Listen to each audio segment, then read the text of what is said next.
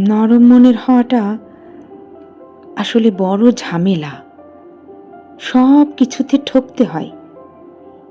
কেউ একটু আবেগ মাখা সুরে কিছু বললে বিশ্বাস করে ফেলি, গলেও যাই। কেউ একটু আদরে সুরে কিছু করে দিতে বললে যতই কষ্ট হোক করে দিই।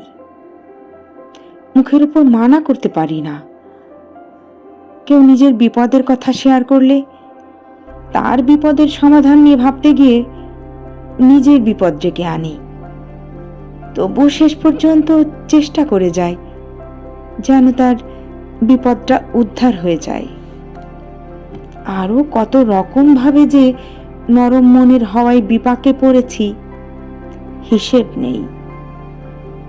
সবশেষে এই নরম মনে হওয়ায় যেখানে সেখানে ব্যবহৃত হচ্ছি এবং প্রয়োজন শেষে হচ্ছি অবহেলিত।